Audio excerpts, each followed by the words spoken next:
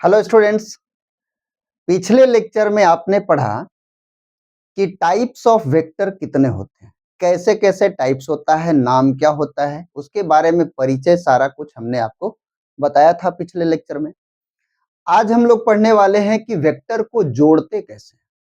अगर 2 वेक्टर है, 3 वेक्टर है, 4 वेक्टर है, उसको कैसे जोड़ा जाएगा। क्योंकि वेक्टर एक अलग क्वांटिटी है जो हम लोग अभी तक पढ़ते आए थे, अलजेब्रिकल मेथड 2 + 2 = 4, 4 + 2 = 6।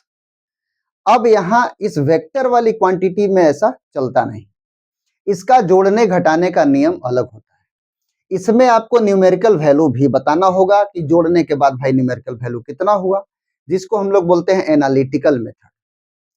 और प्लस डायरेक्शन भी बताना होगा कि 2 वेक्टर जोड़े, एक का इधर है डायरेक्शन, एक का इधर है डायरेक्शन, तो जोड़ के जो बनेगा उसका डायरेक्शन किधर होगा। तो ये होता है ग्राफिकल मेथड। ठीक है, तो मतलब वेक्टर को 2 तरह से जोड़ा जाता है, एक डायरेक्शन दिखाते हुए जिसको बोलते हैं ग्राफिकल मेथड, और एक होता है न्यूमेरिकल वैल्यू दिखाने वाला, जिसको जोड़कर हम लोग बताते हैं कि ये दोनों जोड़ने से वैल्यू इतना बनेगा। तो बारी बारी से हम लोग पढ़ेंगे।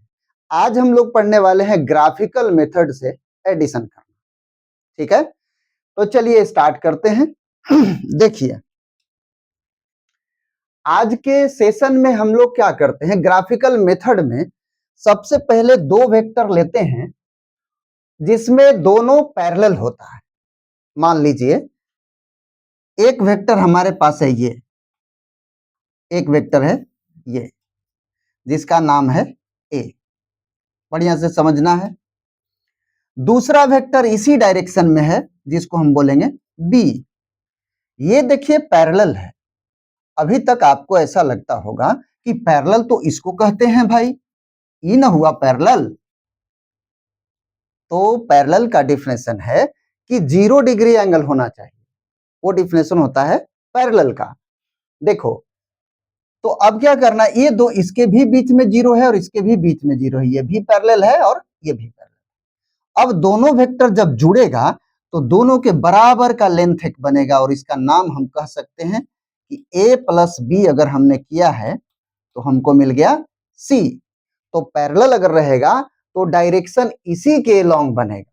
जैसे कि मान लो कि एक बॉडी है ना, एक बॉडी, और एक बॉडी में आपने एक फोर्स लगाया 5 न्यूटन, और फिर आपने एक और आदमी है जो इसी डायरेक्शन में फोर्स लगा रहा है जो है 20 न्यूटन। तो दोनों साथ में मिल जाएगा, और दोनों मिलेगा तो क्या हो जाएगा 25 न्यूटन। ऐसे करके 0 डिग्री एंगल वाला यानी पैरेलल वाला ऐसे जोड़ दिया जाता है, सीधा सीधा जोड़ेंगे और दोनों के बराबर लेंथ बन जाएगा। अब हुआ एंटी पैरेलल, ये तो पैरेलल हो गया।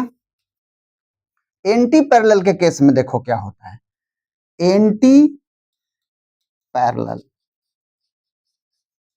उसमें क्या होगा, एक वेक्टर है ऐसे और दूसरा वेक्टर है ऐसे, भी आप कर सकते हो। इसका नाम मान लो है P और इसका नाम है Q। अब देखो, ये बड़ा वेक्टर है, ये छोटा वेक्टर है, बचेगा किस में से, समझो पहले। ये बड़ा वेक्टर है, मान लो ये वाला है 10 न्यूटन, वैल्यू इसका है, और इसका है 4 न्यूटन। तो घटाएंगे, ये तो उल्टा हो गया ना, तो उल्टा हो गया तो घट जाएगा, तो जो मिलेगा रिजल्टेंट वो छोटा बनेगा। इसमें से ये वाला घटा करके ऐसा छोटा बनाएंगे और इसको बोलेंगे 6 न्यूटन। पैरेलल और एंटी पैरेलल को ऐसे किया जाता है, या हम इसको ऐसे भी दिखा सकते हैं। एक P वाला वेक्टर को हम ऐसे दिखाएंगे और Q वाला को ऐसे दिखाएंगे, Q। ठीक है, एंगल दोनों के बीच कितना हो गया 180 डिग्री। ये एंटी पैरेलल वेक्टर्स हैं, इसके बीच का एंगल कितना होता है 180 डिग्री। ठीक है, पैरेलल और एंटी पैरेलल इस तरह जोड़ते हैं। अगर न्यूमेरिकल वैल्यू में रहेगा ऐसे कुछ दिया हुआ, मान लो, देखो ध्यान से, यहां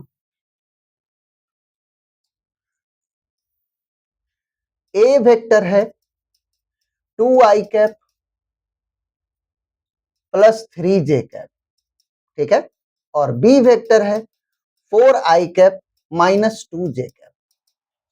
दोनों जोड़ना होगा, तो कैसे जोड़ेंगे? i को i के साथ, तो हो गया 6i, और ये क्या हो जाएगा? Plus 1j। देख रहे हैं आप लोग, a प्लस b, ये हो गया आपका दोनों वेक्टर का सम। ऐसे करके जोड़ देते हैं। ये न्यूमेरिकल मेथड होता है, लेकिन ग्राफिकल मेथड में ये पढ़ा जाता है कि कौन कौन कैसे कैसे वेक्टर है, दोनों के बीच में एंगल कितना है। तो अभी तत्काल हम लोग पढ़े पैरेलल और एंटी पैरेलल। पैरेलल का मतलब ये हो गया, एंटी पैरेलल मतलब उल्टा, ऐसे उसको दिखाया जाता है, ठीक है। अब आगे देखो, अब बोला जा रहा है कि दो वेक्टर तो है, लेकिन उनके बीच में कुछ एंगल है। जैसे एक वेक्टर देखो, ये है, नाम क्या दे दिया जाए? ए देते हैं। दूसरा वेक्टर देखो, ये वाला है, इसका नाम बी है।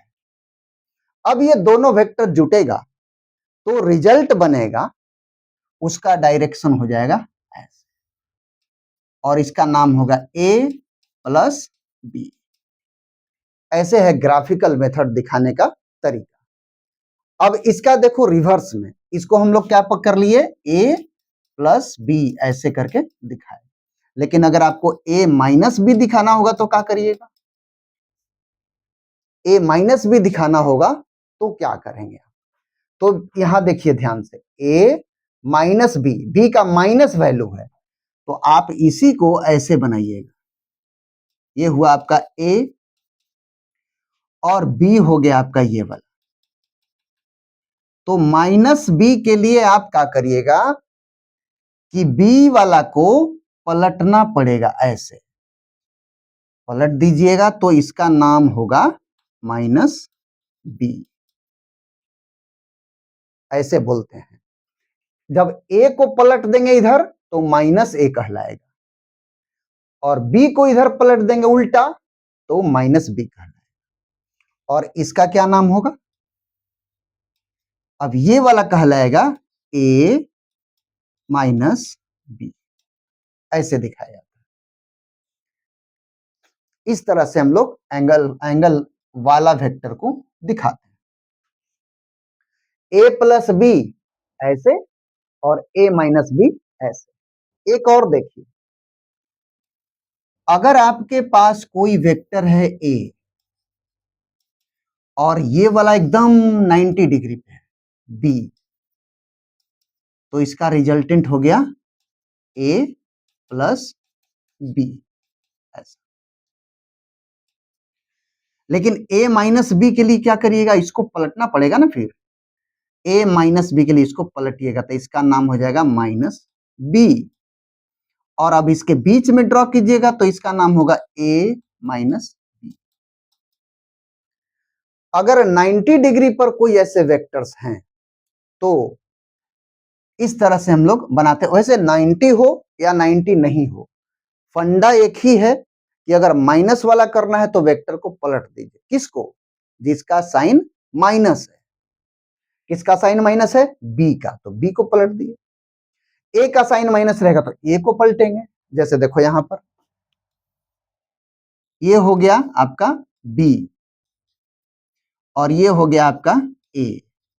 देखो, अगर आप कहते हो कि नहीं हमको बी माइनस ए करना है, तब क्या करना पड़ेगा? तो ए को पलटना पड़ेगा। ए को पलट दीजिए, ये कहलाएगा माइनस ए।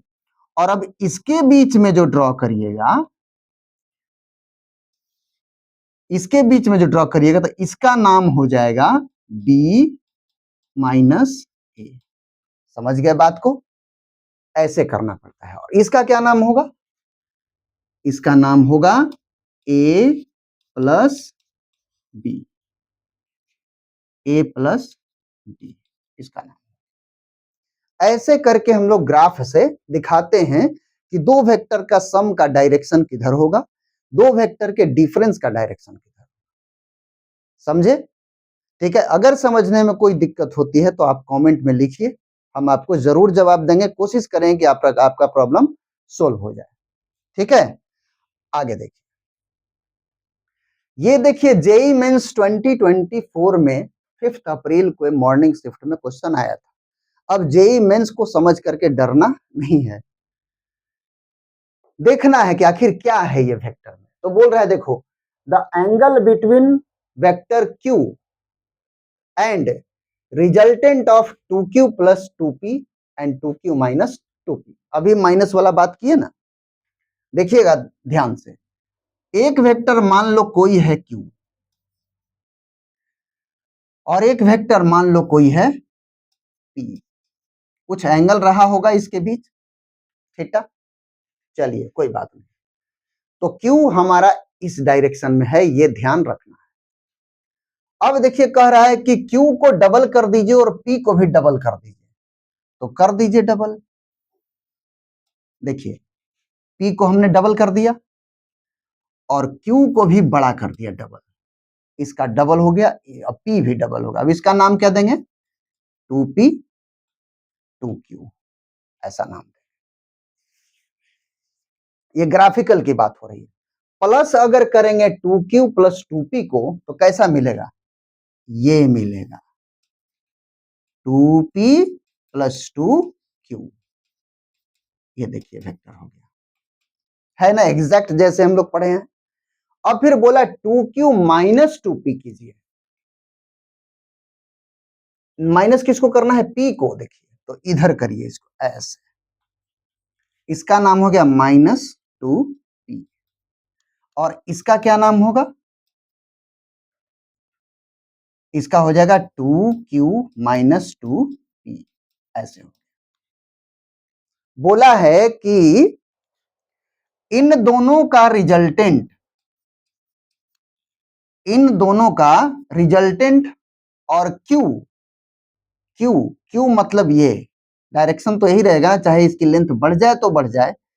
देखो ये q है और ये 2q है, तो डबल हो गया इसकी लेंथ, तो लेंथ बढ़ गई है लेकिन डायरेक्शन वही वाला है। तो इसका और इसका रिजल्टेंट, इसका और इसका रिजल्टेंट इसी डायरेक्शन में हो जाएगा,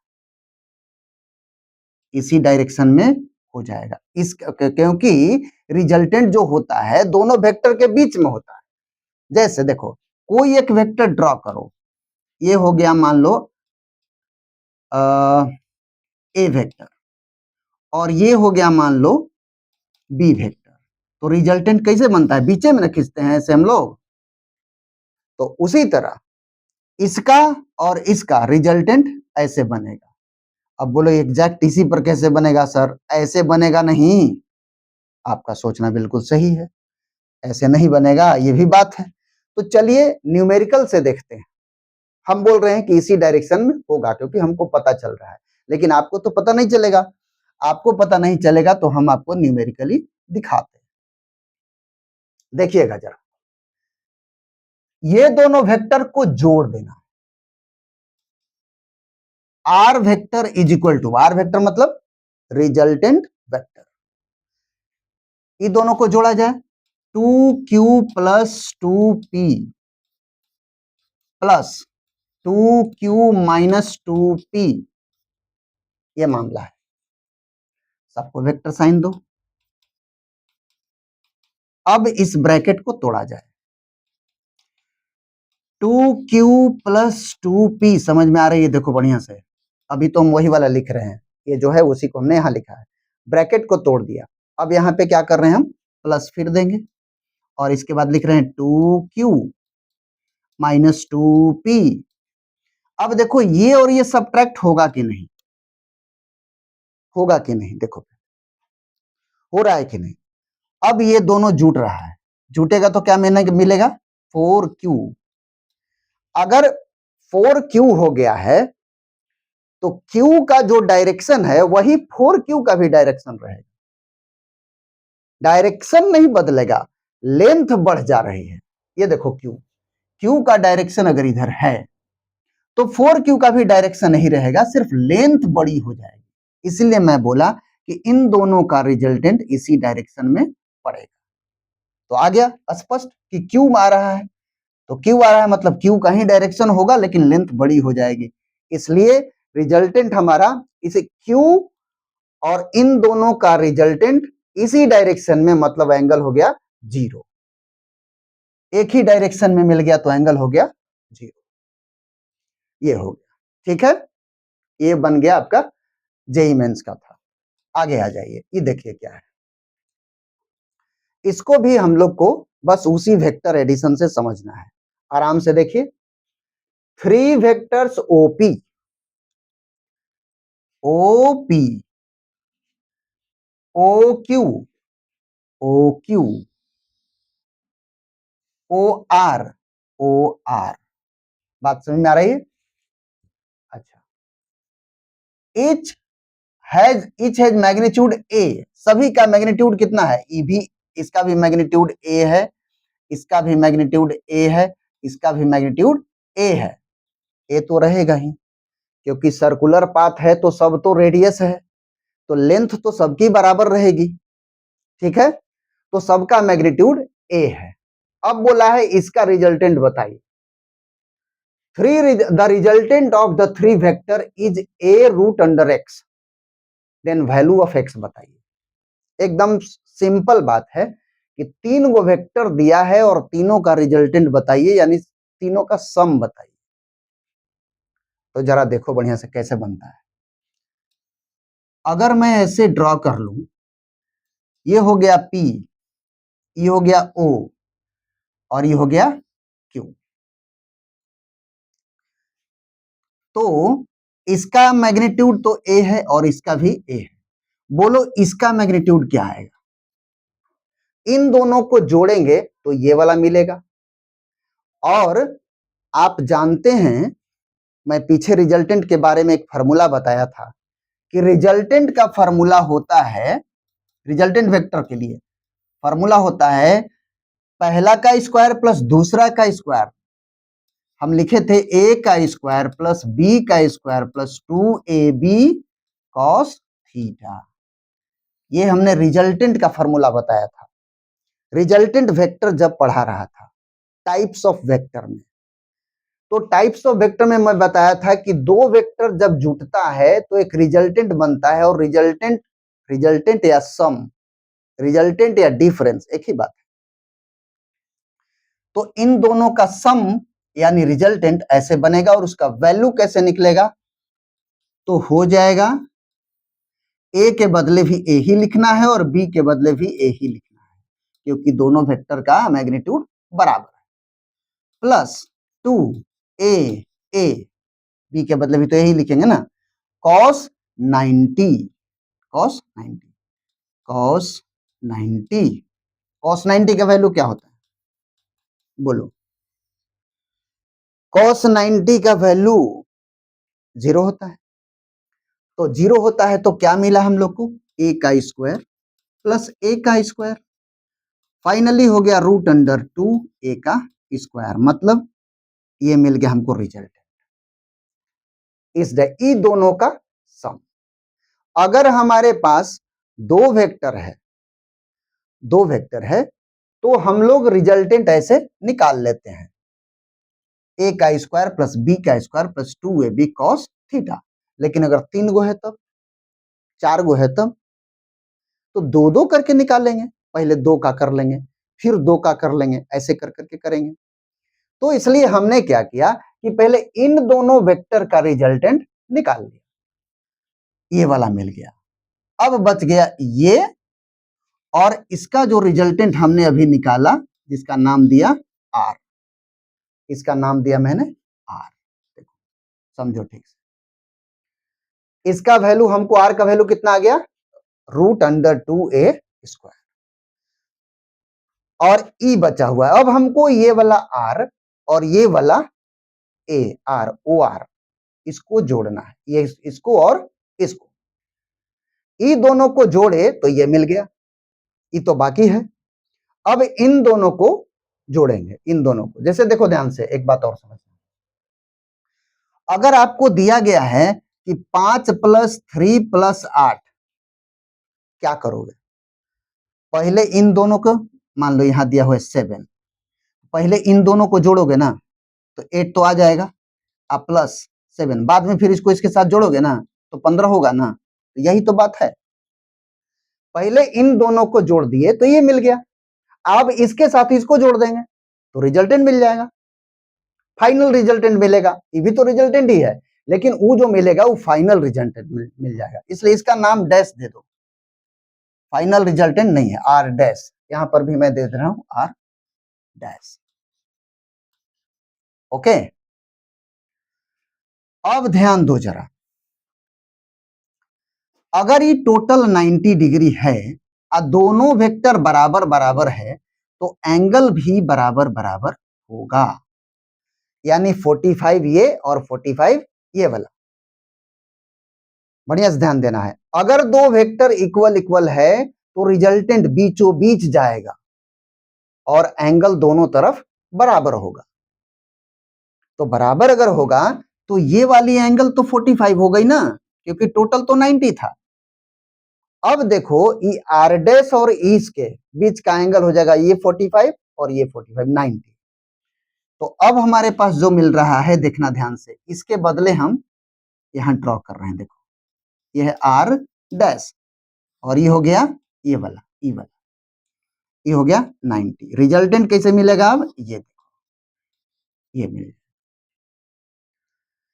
इसका वैल्यू कैसे निकलेगा भाई, ध्यान दो बढ़िया से। अब इसका और इसका लेना होगा, इसका वैल्यू कितना है, √2a²। इसका वैल्यू कितना है, ए, ये वैल्यू, हम वेक्टर नहीं बात कर रहे हैं, वैल्यू। और एंगल कितना है, 90 डिग्री। ठीक है, तो ये रिजल्टेंट कैसे निकलेंगे, तो आर निकलेगा √, इसका स्क्वायर प्लस इसका स्क्वायर प्लस 2 √2a का स्क्वायर, ये हुआ एक वेक्टर, इसका स्क्वायर, ये हो गया दूसरा वेक्टर, इसका स्क्वायर प्लस 2 ये वाला, इसका नाम ऐसे, एक मिनट और शॉर्ट में लिख दे रहा हूं, इसको नाम हम क्या बोल रहे हैं, आर डैश ना, आर डैश का स्क्वायर प्लस ए का स्क्वायर, ये वाला E, plus 2a R dash cos 90 degree. Cos 90 का वैल्यू 0, ये पूरा 0 हो गया। तो अब देखो आर डैश के बदले मैं इसको लिख दे रहा हूं, और इसको अगर स्क्वायर करूंगा, देखो ध्यान से, स्क्वायर किया हुआ है तो हमको मिलेगा 2a²। इसका जब स्क्वायर करूंगा तो रूट हट जाएगा, तो 2a² मिल जाएगा। अब प्लस ये वाला हो गया a², और ये तो cos 90 के चलते ही 0 हो गया, तो आंसर कितना आएगा, आंसर आ गया √3a²। मतलब a² बाहर निकालोगे तो मिलेगा √3a। आपके पास सॉल्यूशन में क्या बोला, a√x, यानी x का वैल्यू कितना हो गया, देयरफॉर x का वैल्यू हो गया हम लोग का 3, ये देखो 3, ये बन गया ऐसे। ये था ग्राफिकल मेथड से समझना, ठीक है। ग्राफिकल मेथड अगर हमको नहीं पता है तो एंगल ही नहीं पता चलेगा और हम फिर अटेम्प्ट नहीं कर पाएंगे। तो ग्राफिकल मेथड ऐसे होता है। चलो नेक्स्ट, अगला देखो। अब बोला जा रहा है triangle of vector addition. Triangle law में क्या करते हैं, ग्राफिकल मेथड देखना है, एनालिटिकल नहीं अभी कर रहे हैं हम, न्यूमेरिकल पे नहीं जाएंगे। ट्रायंगल लॉ है, ट्रायंगल लॉ में क्या करते हैं कि कोई दो वेक्टर ऑर्डर में, देख रहे हो ना, एक वेक्टर और दूसरा यहीं से शुरू हो रहा है, ये ऑर्डर कहलाता है। ये एक ट्रायंगल बनाएगा, ये दोनों का अगर रिजल्टेंट की बात करोगे ए बी, तो अगर लिखोगे कि a प्लस बी क्या होगा, तो अगर c लिखते हो तो c का डायरेक्शन जान रहे हो कैसा होगा, इसका उल्टा। क्या लिख सकते हो, अगर कोई भी वेक्टर्स ऑर्डर में है तो उसका रिजल्टेंट उसके उल्टा ऑर्डर में होगा। देखो इसको बोल सकते हो एंटी क्लॉकवाइज, घड़ी की सुई, ऐसे घड़ी की सुई चलती है ना, ऐसे ऐसे ऐसे घड़ी की सुई ऐसे चलती है, ठीक है, और ऐसे घूमेगी तो क्या होगा, एंटी क्लॉकवाइज होगा। घड़ी की सुई कैसे चलती है, ऐसे करके चलती है, तो क्लॉकवाइज हो गया। और हम क्या दिखा रहे हैं कि हमारा दोनों वेक्टर ऐसे ऐसे यानी एंटी क्लॉक में है, तो रिजल्टेंट कैसे होगा, उल्टा। एक बार और देखो, थोड़ा ज्यादा वेक्टर बना के दिखा रहा हूं, एक वेक्टर, दो वेक्टर, तीन वेक्टर, चार वेक्टर, देखो ऑर्डर में कहलाएगा ना, ये इसको ऑर्डर में कहेंगे, एक, दूसरा, तीसरा, चौथा, ये ऑर्डर में सब कैसा बना रहा है, एंटी क्लॉकवाइज बना रहा है। रिजल्टेंट कैसे ड्रॉ करोगे, ऐसे। हालांकि ये पॉलीगन लॉ हुआ, आगे पढ़ेंगे हम लोग। हम ये बताई इसलिए क्योंकि ज्यादा नंबर ऑफ वेक्टर ऐसे ऐसे घूमेगा तो आपको पता चलेगा कि हाँ एंटी क्लॉकवाइज बन रहा है, ठीक है। तो अब यहां पे हम इसको इरेज कर लेते हैं। अब देखो आप, तो ये दो वेक्टर ऑर्डर में है, एक लाइन से ऐसे, तो कोई भी वेक्टर्स जब अगर ऑर्डर में अरेंज है तो जिस ऑर्डर में वो अरेंज है रिजल्टेंट उसका अपोजिट हो जाएगा। रिजल्टेंट ऑफ वेक्टर देखना है, लिख देंगे, resultant of vectors is always in opposite order, ये नोट कर लेना, ठीक है। ये ट्रायंगल लॉ में हम लोग सीख रहे हैं। अगर कहीं सेम ऑर्डर में हुआ, अगर कहीं सेम ऑर्डर में हुआ, जैसे एक वेक्टर, दूसरा वेक्टर, तीसरा वेक्टर, देखो ऑर्डर में है सब, ऐसे ऐसे ऐसे, अगर कहीं सेम ऑर्डर में हुआ ए बी सी, तब हो जाएगा A plus B plus C is equal to 0। तो हम इस पर लिख सकते हैं vectors in order, vectors in same order forming a close figure, vectors in same order forming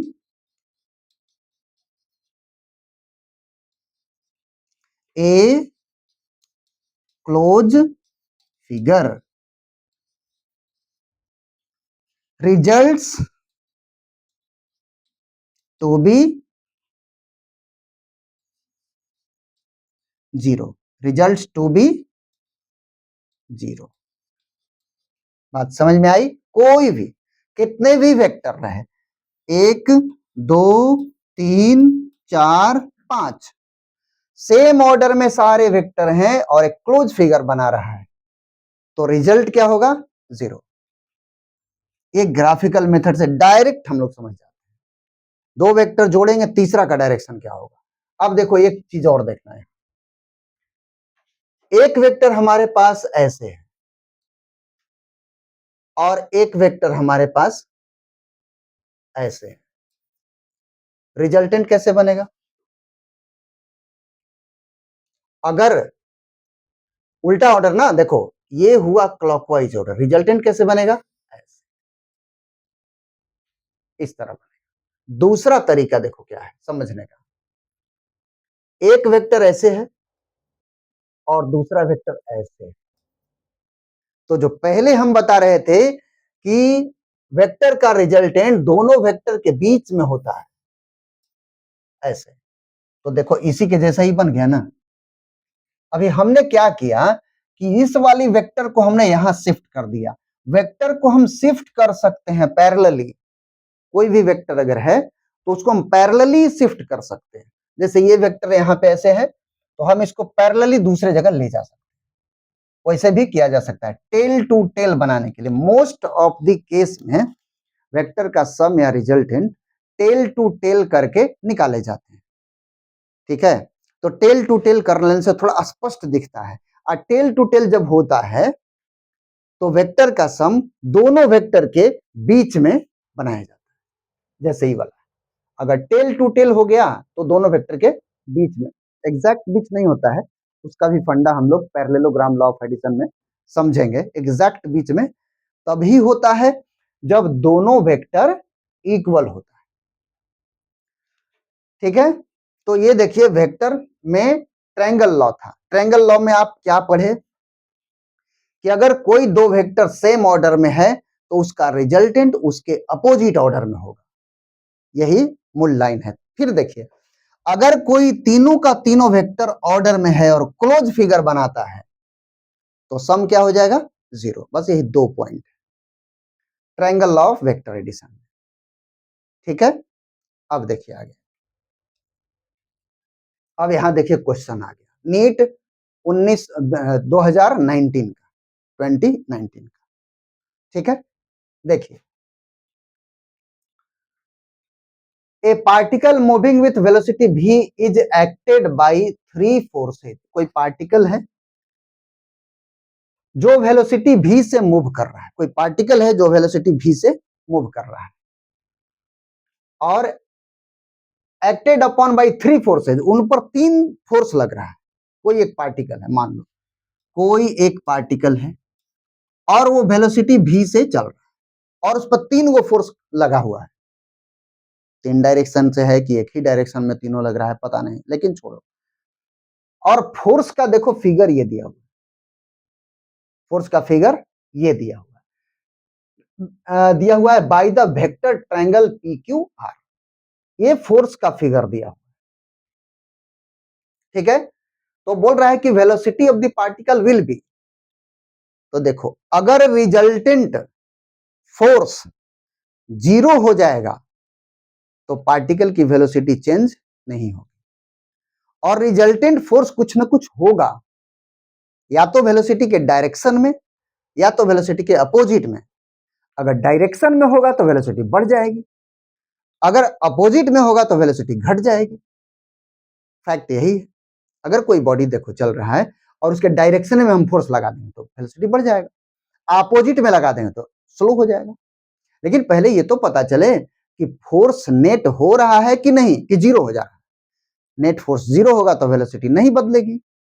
यहां देखो क्लोज फिगर जो वेक्टर का है फोर्स का कैसा बन रहा है, क्या तीनों का तीनों ऑर्डर में है कि नहीं, ऐसे ऐसे ऐसे, तीनों का तीनों ऑर्डर में है तो सम कितना हुआ फोर्स का, जीरो।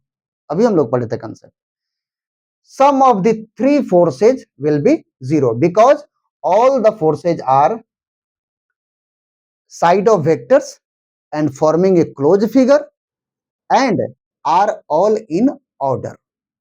ये सब के सब ऑर्डर में है, तो ये क्लोज फिगर बना रहा है और ऑर्डर में भी है, इसलिए एफ क्या हो गया, जीरो। एफ हो गया हमारा जीरो, एफ नेट हो गया जीरो। तो फोर्स तो जीरो हो गया तो वेलोसिटी क्या होगा, कांस्टेंट जो था वही रहेगा, यानी आंसर आ जाएगा रिमेन कांस्टेंट। ओके, अब देखो आगे, ये देखो एक मेडिकल में ये भी आया हुआ क्वेश्चन है, AIPMT 2010 में आया है। ये इतने सारे फोर्स दिए गए हैं, graphical law of vector addition. आपको ग्राफ बना बना के समझना है कि इसमें से कौन आंसर सही है। तो पहले देखो ये बात क्या बोल रहा है, यही पे इस फिगर पर देखना जरा, B प्लस सी, बी को देखो तो जरा कहां है, ये है बी, तो बी हो गया, देखो ध्यान से आराम से देखना है एकदम, बी प्लस सी, सी कहां है, ये है, ये वाला, टेल टू टेल ऐड करो, टेल टू टेल, रिजल्टेंट कैसे बनेगा, ऐसे, ये हुआ बी प्लस सी। क्या इस डायरेक्शन में कोई वेक्टर इसमें है फिगर में, नहीं है, अपोजिट में है, तो ये वाला हमारा इसके साथ मैच नहीं कर रहा। अगर कोई भी इसमें से फिगर इस डायरेक्शन में होता तो ये सही हो जाता। बात समझ गया ठीक से, देखो बी ऐसे है, सी ऐसे है, रिजल्टेंट हो जाएगा बीच में, तो बीच में ऐसे होगा तो डायरेक्शन ऐसे होना चाहिए, तो कोई ऑप्शन में है ही नहीं, इसमें फिगर है ही नहीं, इसका मतलब ये इससे बिलोंग नहीं करता है। अब डी प्लस सी, डी कहां है, देखो डी ये वाला है, डी प्लस सी, सी देखो ऐसे,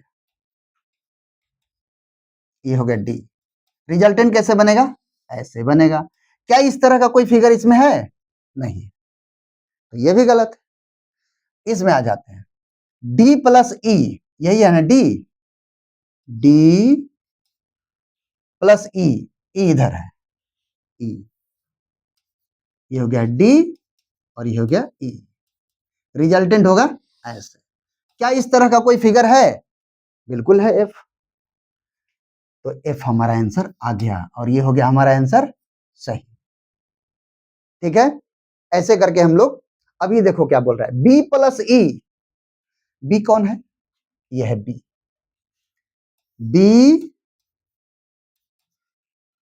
प्लस ई, ई देखो इधर है, बी हम लिख देते हैं यहां पे और ये हो गया ई, रिजल्टेंट कौन बनेगा, ये। क्या इस डायरेक्शन का कोई वेक्टर उसमें है, नहीं है, फिर तो ये भी गलत, यानी हमारा आंसर ये आ गया। ठीक है, अब देखो नेक्स्ट, अब हम लोग को पढ़ना है ग्राफिकल मेथड पैरेललोग्राम में। पैरेललोग्राम में देखो क्या होता है कि हमारे पास दो वेक्टर्स होते हैं, ए और दूसरा होता है बी। चलो ऐसे करके दिखाते हैं, बी। तो पैरेललोग्राम की जरूरत क्या पड़ी, पैरेललोग्राम की जरूरत इसलिए पड़ा कि आप डायरेक्शन खींचने में गड़बड़ा सकते हैं। इसको ऐसे पैरेललोग्राम जरा बना लीजिए और अब कॉर्नर से कॉर्नर इजीली मिला दीजिए और आपका डायरेक्शन सही रहेगा। ये दो वेक्टर, ये छोटा है ये बड़ा है, क्या आपको दिख रहा है, बड़ा वाला वेक्टर के तरफ रिजल्टेंट झुका हुआ है, बड़ा आदमी के साथ सब कुछ झुका रहता है ना, बड़े लोग के साथ सब कुछ झुका रहता है, तो यही बात यहाँ है, बड़ा वेक्टर के पास साथ ये रिजल्टेंट झुका हुआ है, कम एंगल बना रहा है, ये वाला देखो बड़ा एंगल बना रहा है, तो रिजल्टेंट मेक्स स्मॉलर एंगल, या लिख देंगे रिजल्टेंट inclined towards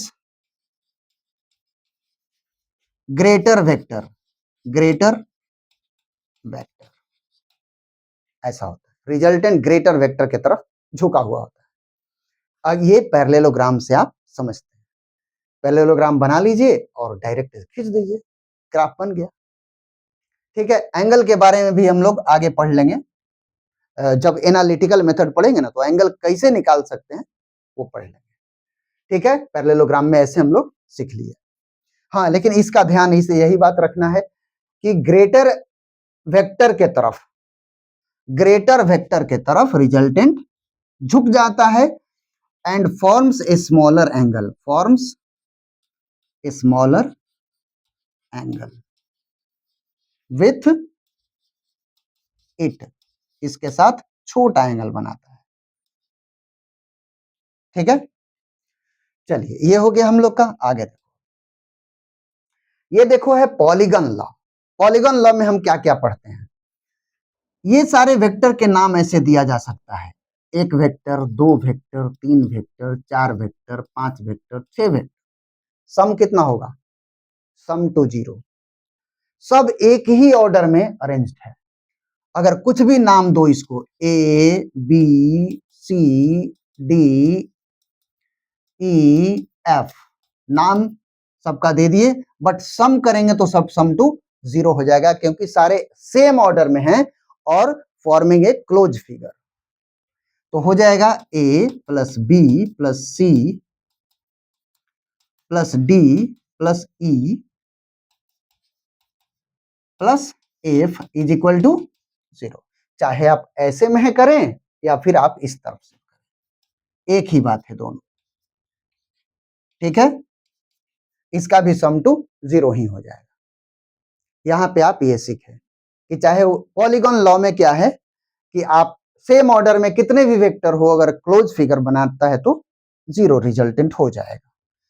अब ये देखो, पॉलीगॉन लॉ में एक ये भी चीज सीखना होता है कि ओ अगर यहां पर दे दो, यहां नाम दो ए, B, C, D, E, F. तो एओ एक वेक्टर बन रहा है और एक बन रहा है ओबी। तो एओ वेक्टर प्लस ओबी वेक्टर ये दोनों ऑर्डर में हुआ और रिजल्टेंट होगा ऐसे। तो ए बी बनेगा, ए बी। देखो ध्यान से, ये दोनों वेक्टर ऑर्डर में हुआ, इसका अपोजिट में ये हुआ। तो ऐसे लिखा जा सकता है कि A O plus O B equal to A B. और इसके साथ अगर कर दोगे तो क्या होगा, फिर उसी के साथ। अब देखो यहां पर माने सबको ऐसे लिखा जा सकता है, हालांकि इसको हम एरो इधर कर दें और ऐसे कर दें तो ये भी वैसे ही बनेगा जैसा ये बना हुआ है। जैसे देखो ये हो गया ऐसे, हो गया ना।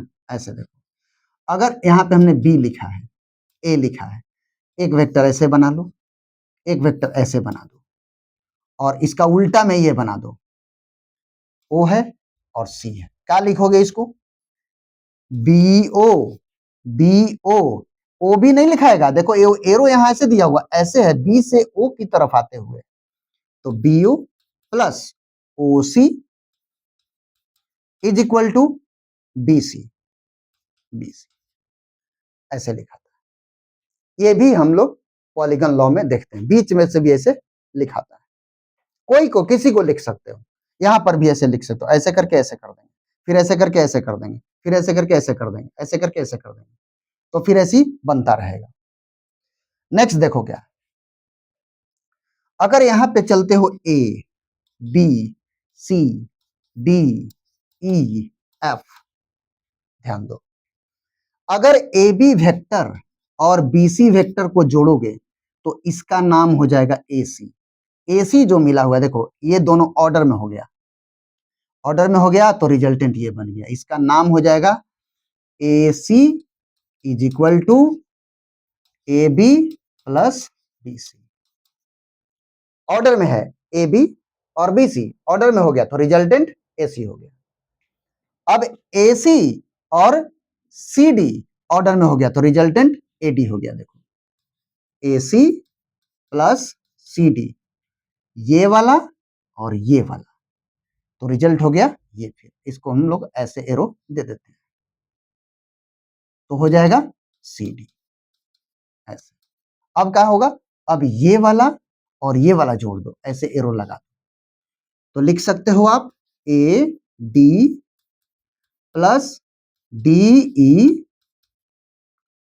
इज इक्वल टू, एक मिनट थोड़ा मिस्टेक हुआ है, यहां देखना जरा, A C plus C D is equal to A D, A D होना चाहिए, देखना ध्यान से, A C plus C D is equal to A D, ये वाला। अब इसमें आ जाओ, A D plus D E is equal to A E, A D plus D E is equal to A ई, ऐसा बनेगा। देखो ध्यान से फिर से, ए डी प्लस डी ई, अब उल्टा में ही वाला बन जाएगा ट्रायंगल जैसा, तो हो जाएगा ए ई। ऐसे हम लोग बनाते हैं। फिर यहां पर भी हम कर सकते हैं, देखो ई वाला वेक्टर को इधर लगाते हुए, A E plus E F is equal to उल्टा ऐसे, ऐसे हो जाएगा। फिर तो ये बन जाएगा हम लोग का ए एफ, ऐसे, इसको हम लोग ऐसे बता सकते हैं। ठीक है, ऐसे करके पॉलीगन लॉ में ऐसे ऐसे करके रिजल्टेंट बनाया जाता है। एक देखो क्वेश्चन, ये क्वेश्चन आया हुआ है 2021 को 25 जुलाई मॉर्निंग शिफ्ट में। ठीक है, देखो क्या बोला जा रहा है, बताया जा रहा है कि इसको और इसको मैच कीजिए। एकदम आसान सा क्वेश्चन है, जरा देखना। इस वाला ट्रायंगल को जरा देखो तो ऑर्डर में कौन कौन है, ये दोनों अपोजिट है, तो ए और सी ऑर्डर में है, तो कैसे लिखोगे, ए प्लस सी देखो ध्यान से, ये ए और ये सी ऑर्डर में हो गया, तो A plus C is equal to B आ गया। ये कौन मैच करेगा इसमें? ए प्लस सी कहां है? A plus C is equal to B, ये देखो ये वाला है। इसको आप लिख सकते हो B is equal to A plus C, ये दोनों को इस साइड ले आएंगे तो आ गया ना। तो सी के साथ हमको मिल गया 1, सी के साथ क्या मिल गया? 1। अब इसको जरा सोचो, इसमें कौन ऑर्डर में है? सोचो जरा, देखो ऑर्डर में कौन है? तो देखो ए और बी ऑर्डर में है, और फिर सी, ये तो सब ऑर्डर में है। ए बी सी सब ऑर्डर में है, मतलब रिजल्टेंट 0, यानी A plus B plus C equal to 0। कौन है? ये देखो है। सी को जरा इधर ले आओ, सी को इधर लाओ, तो A plus B plus C equal to 0, यानी डी को किससे मिलाना है हमको? 2 वाला से, क्योंकि इसको हम अगर इधर लाएंगे तो A plus B plus C equal to 0। 2 हो गया। अब तीसरा देखो, इसमें कौन कौन ऑर्डर में है? सी और बी ऑर्डर में है, यानी सी प्लस बी हम करेंगे, सी प्लस बी करेंगे, सी प्लस बी करेंगे तो आएगा ए, रिजल्टेंट उल्टा रिवर्स होता है ना, इक्वल टू ए। कौन है? ये देखो ये वाला है, ये दोनों को उठा के इस तरफ ले जाओ, A equal to C plus B आ गया ना। तो हमारा बी वाला किससे मैच कर रहा है? 3 से। 3 हो गया, आंसर हो गया। अब ये देखो, इसका देखो क्या है, इसमें कौन कौन ऑर्डर में है? ए बी ऑर्डर में है और रिजल्टेंट सी मिल रहा है, तो A plus B is equal to C. कौन मैच करेगा? एक तो बचा ही ना है, इसको इस तरफ कर दो, C is equal to A plus B आ गया ना। इसके साथ कौन मैच किया? 4। अब देखो जरा, यहां आ जाओ, ए को 4 से मैच कराना है, ये वाला है। बी को किससे कराना है? 3 से, तो ये तो गलत हो गया। अब ए को 4 से, बी को 3 से, और सी को 1 से, सी को 1 से, और डी को 2 से। ये हो गया आंसर, हो गया। ओके, इस तरह से देखो ग्राफिकल मेथड से हम लोगों ने वेक्टर पढ़ा। अब हम लोग पढ़ेंगे एनालिटिकल मेथड से अगले लेक्चर में। आप इसको 1-2 बार रोक करके बढ़िया से समझकर और पढ़ सकते हैं। अगर आप इस चैनल पे नए हैं तो लाइक सब्सक्राइब और शेयर जरूर करें, और अगर आपको किसी तरह की परेशानी होती है तो आप कमेंट बॉक्स में जरूर लिखें कि सर हमको इस तरह की परेशानी है, तो हम आपको कोशिश करेंगे कि आपकी परेशानी सॉल्व कर दें। ओके।